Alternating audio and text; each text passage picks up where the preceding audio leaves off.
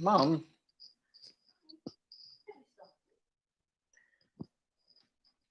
Hello and welcome to today's live YouTube lesson. I forgot to upload the correct thumbnail, so I will do that later. I'll put up the correct thumbnail afterwards. Hope everyone's doing well. And it's a Friday as well. It is a Friday, which is always good. It's great. Yes, it's really good that it's a Friday. I'm very happy it's a Friday. And my doorbell's going, but I can't answer that. Let me know who's watching. Let me know how you guys are doing, and we will eventually start the lesson. We've got 4 people already. Let me know who's watching. So, guys, so I asked, yes, Leondina says hi, Richard. Irina says hello as well. Good afternoon, guys. So I asked the question yesterday, and I'll ask it again. Some of you replied. It's to do with the ideal time to give these lessons, because I know the weather's getting better. At the moment, I'm hosting them at 4 o'clock. If you would like a different time, hello, Irina. Good afternoon. If other than 4 o'clock, let me know if there are other times that you would like to have this lesson. I mean, look, in the afternoon, I think 4 o'clock can be quite a good time. If you like the idea of having it earlier, maybe in the morning, we can do that. But if you guys like having it at 4 o'clock, then I will continue to give the lessons at 4 o'clock. Now, today, guys, we are going to practice how to break the ice in English. Alejandra says hi. Hello, Alejandra. We're going to practice how to break the ice in English. And when we say break the ice, it means how to start the conversation in English. The other term for it is icebreakers as well. Icebreakers as well. When we're talking about the actual line of the icebreaker, when breaking the ice. Evelina says hi. Now, I would like to say this, though. When starting a conversation with someone you don't know, I always think, you know what? Just introducing yourself and saying who you are is very good. I think that usually works. But sometimes it depends on the situation. And so we're going to look at different scenarios. We're going to look at if you're meeting people for the first time in a social situation and it's just friends. We are going to look at language you can use if it's on a date. And we will also look at some language you can use to break the ice if it's online, social media or something like that. So we'll try and look at the different situations. And the way we will do this is I'm going to come out with the different types of lines you can use, and we will see what you answer. I'm going to be honest. Some of these lines I might myself not really use, but these are lines you can use in English that make sense. So obviously the first one is, what's your name? No, sorry. The first one is obviously, hi, I'm Richard. Where are you from? And you know what? It usually works very well. But let's think of some different ways that we can go about this. So the first thing we're going to do is we're going to look at things from a social point of view. So in this situation, you are out, you are in a maybe restaurant, a bar, you're meeting people, and you don't really know anyone, or you don't know some people, and you want to be friendly and you want to start a conversation and you need to break the ice. How can we do it? Well, there's a first one that you can go with, which quite a lot of people use. Okay, there we go.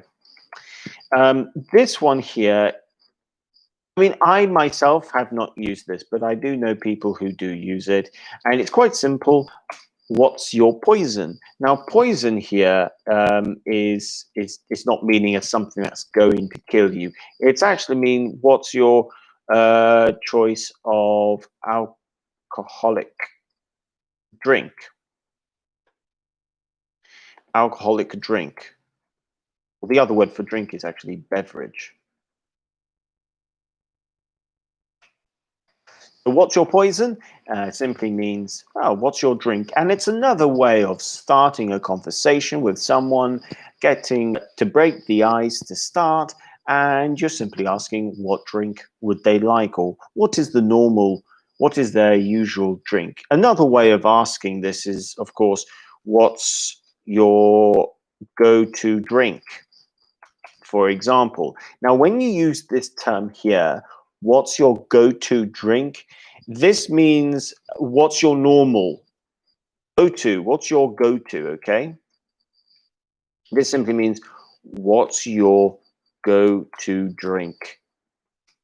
So, for example, I'll give you mine. If I'm in a restaurant, my poison would be wine. My go-to drink would be wine. If I'm at a bar, it's probably going to be a beer. And if I am in a club, for example, it will probably be Jack Daniel Coke or something like that. It's your normal drink that you go for. Although recently, I have to say, in Malta, in some places, I don't know, I wouldn't say I'm a cocktail person, but I have to say, I think mojito or Moscow mules, those can be quite nice cocktails. Evelina says, I go to drink a beer. Ah, I see what you've done there, Evelina. So don't be fooled by the word language. You wouldn't say I. You would say my go-to drink is beer. So we've got to be careful. But thank you for pointing that out. So the response is my go-to drink is beer. Okay. It's a strange one because usually you would say I like to drink beer, for example. But with this phrase, what's your go-to drink? We have to reply with my. My go-to drink is. So, guys, let me know what's your go-to drink? What's your poison? If you want to reply to what's your poison, you can say my poison is.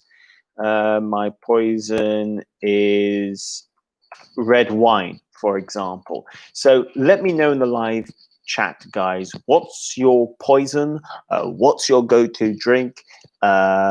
We can change things up, maybe, maybe you're at a bar, restaurant, club, maybe you have different go-to drinks. Of course, sometimes if you're driving, you can't go for an alcoholic drink. If I'm driving and but I want a drink, I will probably go for, I don't know, maybe a Coke or a juice. It's not exciting, really, is it? Okay, so but it does work. It starts a conversation. So that's a good one. Okay, so let's look at some other options that you guys can do, that you guys can use.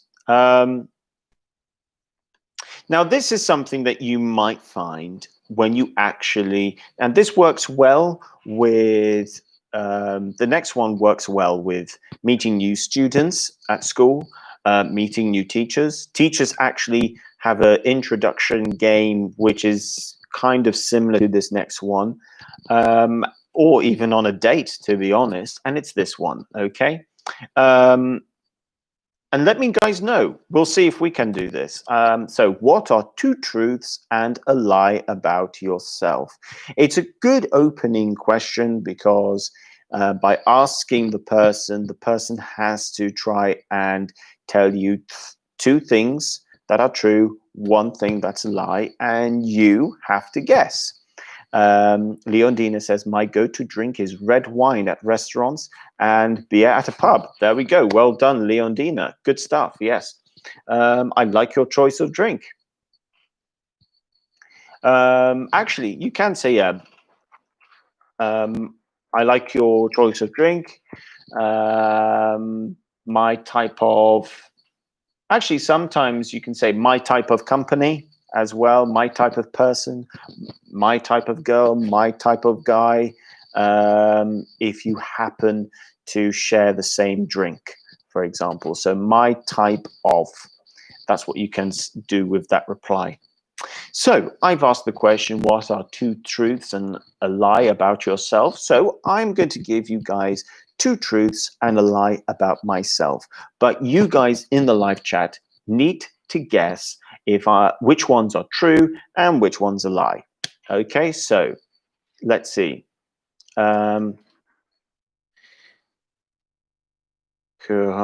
Drink is, let's see. Okay, let's go with that.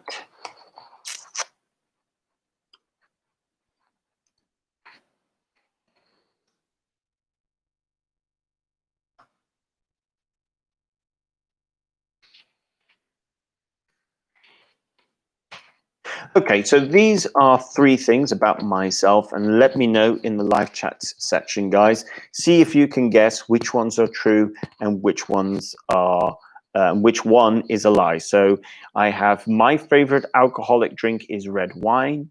I don't like red meat, and I've been to over 25 countries. So two of those are true, and one of them is a lie. So in the live chat section, let me know which ones you think are true and which one you think is a lie. Now, this is actually a really good one you can use even when you are trying to break the ice on a online, for example. Let's say you're trying to talk to someone for the first time on social media. Maybe it's one of these apps. Maybe it's a dating app. This sort of question is a good opening question to go with.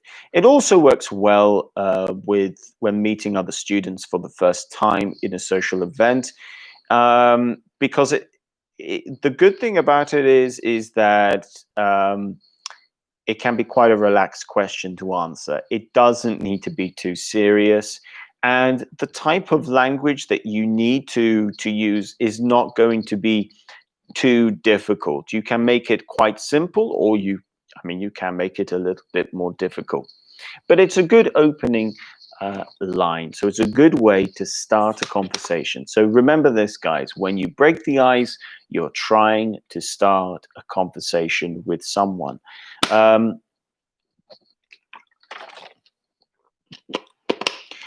Leondina says, I think the third is false. Okay, Leondina. Okay, so Leondina has come in with her answer. So she thinks my favorite alcohol is red wine. She thinks that I don't like red meat, and she thinks that it's a lie that I've been to over 25 countries. We'll see if anyone else comes in with an answer, and then we can continue. If you like, guys, you can give me your own answers, and I can try and guess which ones are true and which ones are false as well. We will look at a couple more into do when we're trying to start an actual conversation, but we'll also look at when you need to break the ice in terms of breaking silence, because maybe there's an awkward silence. So we will have a look at an awkward silence. In case you don't know, an awkward silence is when people stop talking and it's just silence, and you think, no one is saying anything. So we'll look at how we can solve that conversation problem. Okay. All right, guys. I'll leave this question open just in case anyone else wants to answer, and then we'll continue. I'll come back to this one later, and I'll give you my answers later on. This next one is actually quite a good one, and it's got some good words in it as well. So Oskana says, good afternoon. Good afternoon, Oskana. Welcome to today's lesson. We are looking at words, well, phrases or lines that we can use to break the ice, to start a conversation. Now, this one is quite a good one, and there's a conditional in it as well. So the question is, if you had to use a fake name, what name would you make up? Now, let's just look at the grammar here. If you had to use, so this is this is actually a second conditional, okay?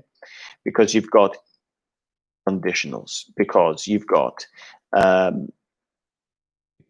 have if plus past simple plus would plus infinitive. Okay, so it's a second conditional, and that's why it's a hypothetical question. Evelina says, my favorite alcoholic drink is beer. I don't like eating rabbit or horse meat. Ooh, okay, Evelina, is this to do with three things about yourself? Is this to do with two truths and a lie? Or is this an answer to the first one, which is what's your go-to drink? If it's your go-to drink, then we can see that beer is the case. If it's two truths and a lie, just let me know. And if so, then I will try and answer it. So if you had to use a fake name. Now, what's a fake name? Fake name is obviously not your real name. What name would here is, of course, referring to the hypothetical situation. Would you make up? Now, make up here is a very good phrasal verb and means invent or to invent.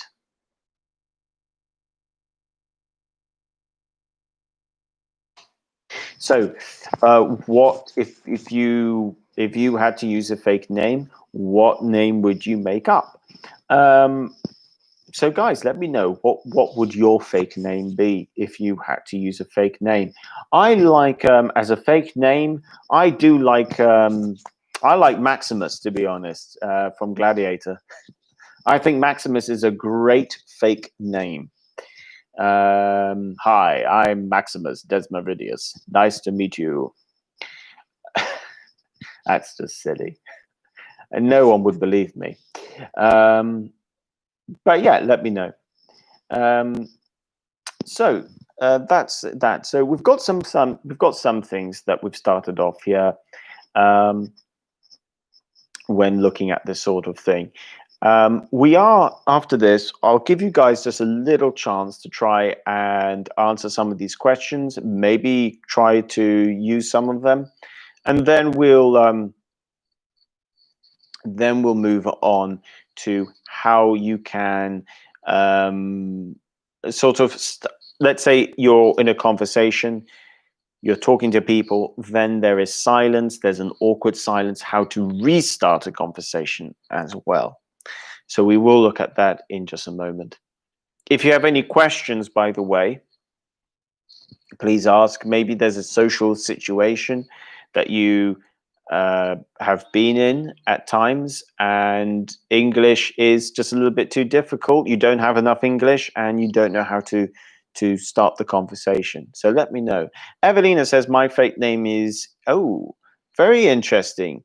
So that is a very interesting name, actually. It's an interesting one because it's kind of like your first name, but it isn't your first name at the same time. So that's quite an interesting one. Evie. Yeah, so your first name is Evie. Sorry, your fake name is Evie. I think I'm saying that right, Evie? Evie. I mean, it's kind of like is it a nickname though? Because your name is Evelina. So do people ever call you Evie for short, for example? Because that is a thing as well, nicknames. What's your nickname, for example? My real name reduced. Ah, right, okay. So we would that's probably more, instead of a fake name, we would probably say that's maybe a nickname. It's a bit like, for instance, it's your name shortened. It's a bit like me. My name's Richard, but you can shorten it to Richie, for example. So it's more of a nickname than a fake name, so to speak. Usually, a fake name is a name that is nothing like your own name. Okay, good. Yes. Okay. So I was saying it correctly. All right, guys. So we've had a little start. We've answered the question of what your fake name would be, or nickname, I suppose. We've had a little look at what's your poison. Two truths and a lie. Just to let you guys know, my one over here that I posted earlier. I said my favorite drink is red wine. That is correct. I have been to over 25 countries, but the lie was saying I don't like red meat. I do like red meat. So that was that one. Okay, guys. So let's look at a slightly different situation. We're going to look at what we would call an awkward silence. Now, first of all, what is awkward? Awkward is something uncomfortable. And usually it's to do with an uncomfortable social situation. And you were talking, or people were talking, and then there is silence. There is silence. And maybe it's an uncomfortable. Maybe it's an uncomfortable silence. Now, it depends on the situation. But there's a few things that we can use to let's say break the uncomfortable silence. Now, let's say we need to give a little bit of context. Okay, and I'm going to go with one which can happen sometimes. Let's say you're talking to someone and you were talking, but they have been distracted. Okay, distracted. So if someone is distracted, it means that they are not listening properly. Okay, so they were distracted. So the person is distracted by their phone. My little thing would be trying to go with something that you think is related to what they are distracted by. So why are they not listening to you? Maybe they're distracted by their phone. So one of the things that you can always do is ask a question about, come out with something to do with what they might be distracted with. I like to go with something to do with how annoying phones are. I mean, for me, I have now this is a good one actually, guys. Now I'm going to teach you some local English here, something that people in England would use. We would say, for instance, if something really annoys you or annoys you a little bit, you can say, for instance, what's the best way of putting it?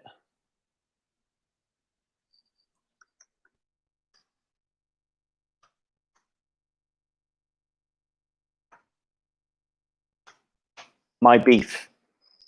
My beef with the phone is, now this is very much UK English. It is not going to be US English. But what do we mean by my beef?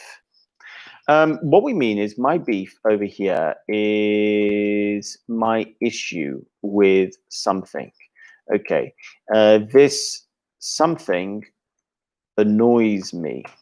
So, for instance, the mobile phone, for example, I would say my beef with the mobile phone is how annoying it is, mainly social media.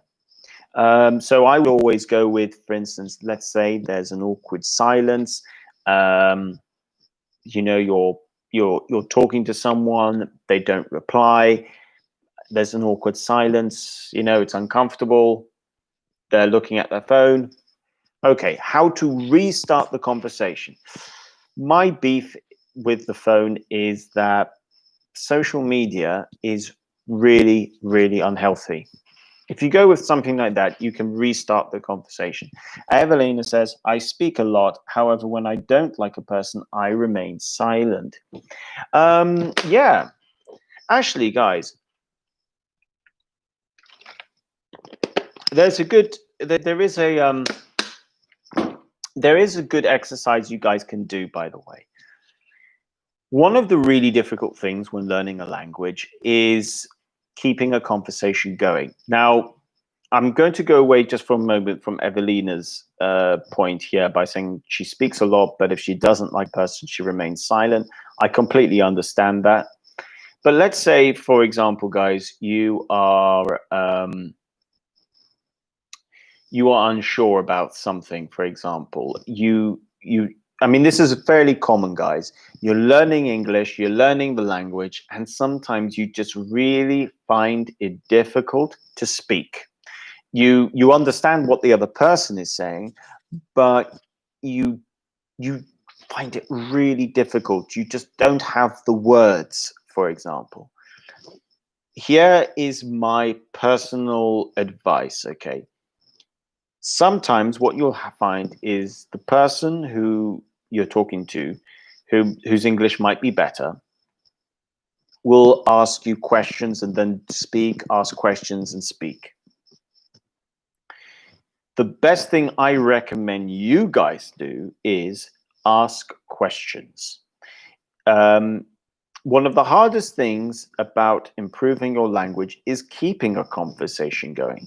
And this is why learning to ask questions is so important. So think of the type of questions you want to ask, because if you know how to ask questions, you can always break the ice. So guys, it's over to you. Um, it's your turn now. You guys need to try and break the ice, okay? I'm not writing anything on live chat at the moment, okay?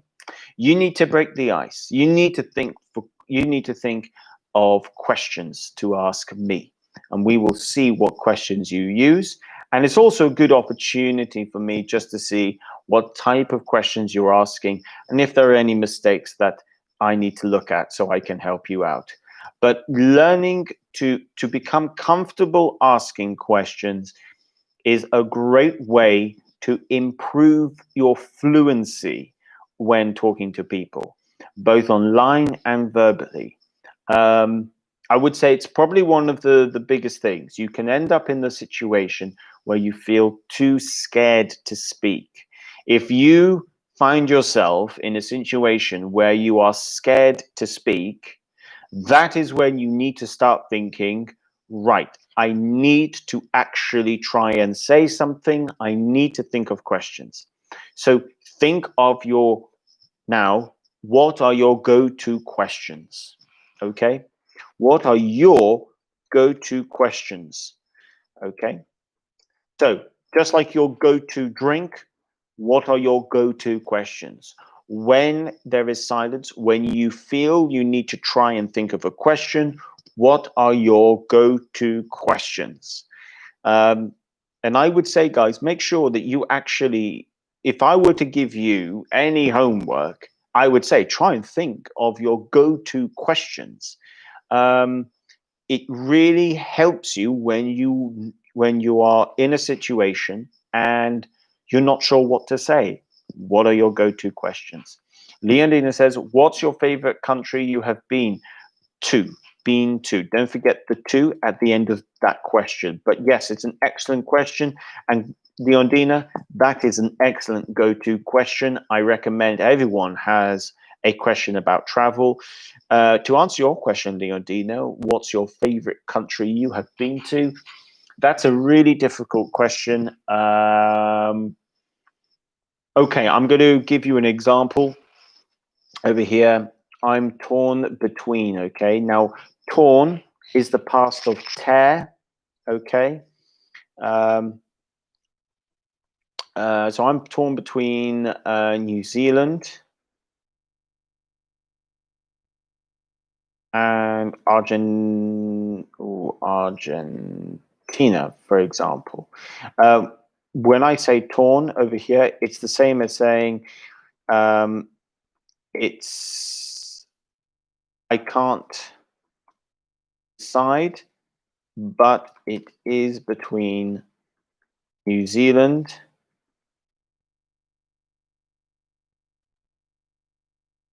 and Argentina. Okay, so that's what we mean by torn between. Torn between means I can't decide. I'm torn between, I can't decide. That's what we mean. But it's a really good question. Evelina says, I happened to be silent even if I wanted to speak because I could not explain myself well. Yes, Evelina, that is another really common problem you can definitely find yourself in. Now, it does depend on how confident you are sometimes. I mean, I would say this. It does depend on what you're trying to explain. That's going to be really difficult. I would say, and it does depend who you're talking to as well. Obviously, if you're on your phone, you can use Google Translate or something, although Google Translate is not always accurate. What I would say is, if you can, see if you can use objects or analogies, actually. That's a good way to try and explain some things, okay? So let me just explain what I mean by that. Okay, so if you find yourself struggling to explain something, can you think of an analogy? This is always very useful, and I would say actually, if you learn how to use an analogy in English, it can really help your ability to explain. Now, an analogy is an example. Okay, you're giving an example, so you're not saying facts. You're saying an example or a story of some kind. I would say that is a really good thing you can use. It's also very good to practice comparisons as well. So you're trying to think of an example to explain your story, and I would say that a really good thing you can do, guys, is think of analogies of things that you know you might end up talking about. Maybe past experiences. How can you explain the story? Maybe you don't have enough language to explain the story accurately, but you might have enough language to give an analogy, so an example of the story.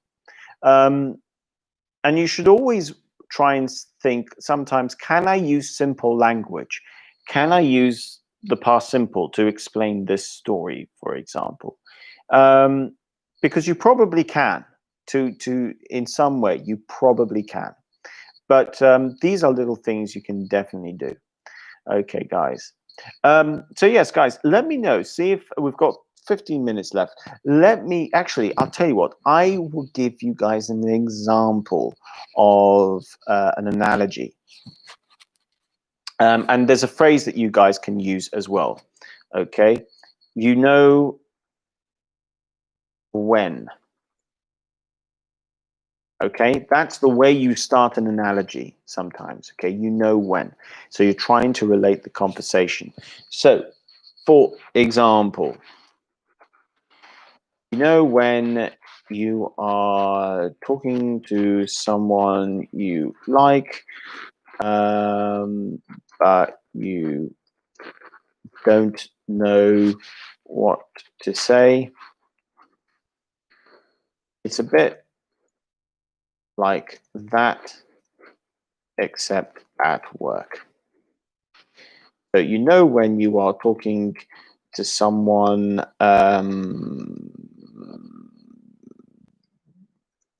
on a night out that you like, but you don't know what to say. Okay, so this is an analogy. And you can use this phrase, you know when, okay? This is the first example that I have thought of, okay? So you're trying to explain something, and we will see what, actually, I'm not going to tell you what I'm trying to explain here. I'm going to see, guys, if you know what I am talking about here. So, for example, you'd say, how can I explain? You know, when you are talking to someone on a night out that you like, but you don't know what to say? It's a bit like that, except at work. So what is this analogy exactly? Now, this is not the best analogy. It's not even the best example of an analogy. But it's like a little introduction, I would say, to that we can use as an analogy. So I'm comparing something. I'm comparing talking to someone that you like on a night out, except instead of being on a night out, it's at work, sort of thing. So that's the analogy. And this is why you can use this phrase, you know when. You know when, you know when. This is a phrase I do recommend you guys try to use when you're trying to explain yourself, because it can be very difficult. It's if I had to say what it's like to say, you know when, is an informal way of saying, for example. It's an informal way of saying, for example, but a very informal way for saying, oh, for example. So yeah, those are the examples that I can give there. So Evelina or anyone else, feel free to try and think of an analogy and try to give me an example of you know when, for example. Maybe try to explain a time when you, or a type of conversation you wanted to have with someone, but you just don't know the words, you just don't have the words, and you're trying to explain, and in the end you sort of you stop talking because you think, I just don't have the words. I just don't have the words. So there's that side of things as well. So Irina says, do you know when you try to do something for the first time, do you feel comfortably, do you feel completely stupid? It's a little like a child. You're stupid, but it's so interesting for you to do it. Okay, Irina, I think that's actually a good attempt, actually. You've gone in, you've adapted it with you know when to do you know when. You're trying to do something for the first time. Do you feel completely stupid? It's a little like a child, you're stupid, but it's so interesting for you to do it. So I think that's actually a really good attempt, Irina. And if, I mean, look, the meaning is completely there. I would say that the only thing I would change here is, instead of do you feel completely stupid, I would change that to and you feel completely stupid. The reason being is that you're trying to get the person to imagine what the situation is like and what they are feeling. So instead of do you feel, which would sound like a question, you're trying to add in extra information. So do you know when you try to do something for the first time and you feel completely stupid? It's part of the same question. By putting do you know when and do you feel, there are like two, then it's like two separate questions. So to create this as one question, replace do with and it becomes one question. If you put do and do again, then it sounds like it's two questions. Evelina says, yes, I feel stupid. Yes, look, you guys can all speak English better than I can speak any other language. My Italian is terrible. I mean, it's really, really bad. I get confused between tomato and afternoon in Italian because one is pomodoro, one is pomeriggio. Which one? Which one is it? Buongiorno, buono pomeriggio, buono pomodoro. I think pomodoro is tomato and pomeriggio is afternoon. I think. I get really confused. It's not a great one to get confused over. And yes, I feel really stupid when I get confused between afternoon and tomato in Italian. It can't be that difficult. But you know what, though? If you don't use that type of language every day, you learn it and then you forget it. And it's the same with anything, really. I sometimes think, for instance, I mean, just think of maths. If you know anyone who is at school, age 15, 16, doing maths, I can't remember the maths I learned at the age at 15 or 16. I'm quite sure if I had to do an exam paper that a 15-year-old does, I know I would fail. Leondina says, you're right, tomato, pomodoro. Excellent, fantastic, brilliant. Well, I can speak Italian then. That's something to be excited by. So, guys, we're coming to the end of the lesson. Do try, if you do go out this weekend, if you do meet some people, try and use some of the language we have looked at this week. Yes, you're perfect. Yes, perfect. You're Italian. That's very kind of you to say. I know some people at work who do, some teachers at work who do speak Italian have often tried to teach me Italian. It has not gone very well. It's one of the reasons why I can't speak Maltese. I'm terrible at languages. I'm not very good. I tried to learn Spanish. I need to do that properly, though. I don't know. I think one day I might be able to speak a language like Italian. I would like to. It's a lovely language. French, I would love to be able to speak French, but French just sounds really difficult to me. Okay, guys. So let me know. At this rate, I think I might just leave the lesson at 4 o'clock.